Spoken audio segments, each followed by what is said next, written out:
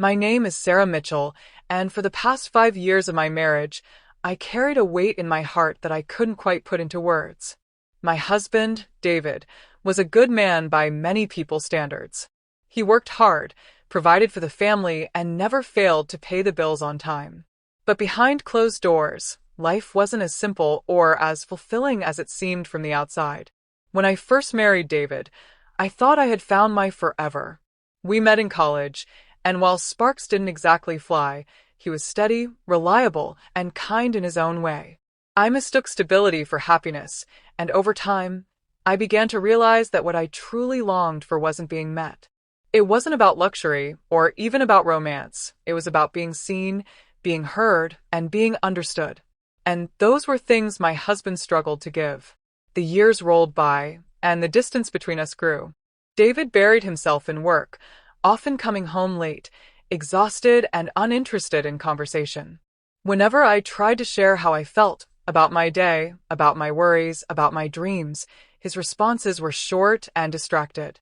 "We'll talk later," he would say, or "I'm tired, Sarah." Later never seemed to come. I felt invisible in my own home, like a shadow moving around him rather than a partner standing beside him.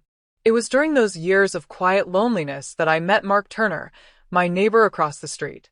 Mark had moved into the neighborhood with his daughter, Emily, after losing his wife to cancer. From the start, there was something approachable about him. He always waved when he saw me outside, always asked how I was doing, and never made me feel like I was a burden. At first, our conversations were small, just casual neighborly exchanges about the weather, the garden, or the neighborhood watch meetings. But over time, they grew deeper. I found myself confiding in him about little frustrations, things I never bothered to tell David anymore because I knew he wouldn't listen. Mark, on the other hand, listened with patience. He had this calm presence, a way of making me feel like my words mattered. It wasn't long before Mark started noticing things about me that even David overlooked. He noticed when I changed my hairstyle, when I seemed unusually tired, or when my smile didn't quite reach my eyes. He asked questions and waited for the answers. He remembered details like how I loved old mystery novels or how I couldn't start my morning without coffee brewed just a little stronger than most people liked it. One rainy afternoon, after a particularly difficult argument with David about his long hours at work, I found myself sitting on the porch steps, staring at the storm clouds. My heart felt heavy, as though all the unspoken words of the past 5 years were pressing down on me. That's when Mark walked over, holding an umbrella. Without a word, he sat beside me and handed me a cup of tea he had just made. We sat there in silence for a while, the rain tapping rhythmically against the umbrella until I finally let the tears fall. Mark didn't try to fix anything or offer hollow advice. He just let me cry. He let me feel, without judgment or discomfort. And in that moment, I realized he had given me something David hadn't in years: emotional space. A safe place to simply be myself. That day was the beginning of a shift. I started to understand that what Mark gave me wasn't grand gestures or promises. It was consistency, empathy, and understanding.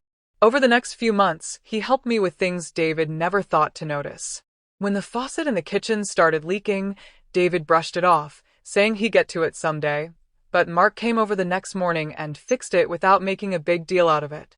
When Emily had a school play, he invited me to watch, and afterward, we laughed about the kids forgetting their lines. When I felt overwhelmed with loneliness, he simply reminded me that I wasn't as alone as I thought.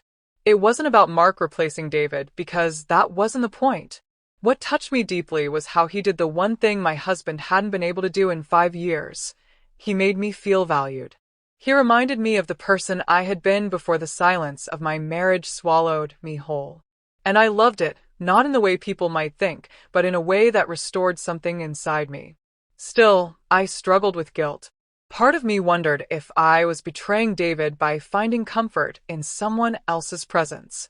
But the truth was, there was nothing inappropriate about it. Mark never crossed boundaries. He never disrespected my marriage. What he did was offer the kind of human kindness that everyone deserves but not everyone receives. The turning point came one evening when David came home late again, distracted and irritable. I tried to tell him about a problem I was having with my car, but he brushed me off without listening. Later, I found myself outside again, and Mark noticed. "You deserve to be heard, Sarah," he told me gently. Those words echoed in my mind for days. I realized then that the problem wasn't Mark, and it wasn't even really David. It was the fact that I had silenced my own needs for too long.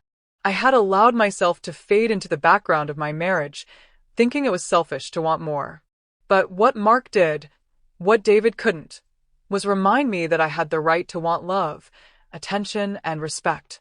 That realization changed everything.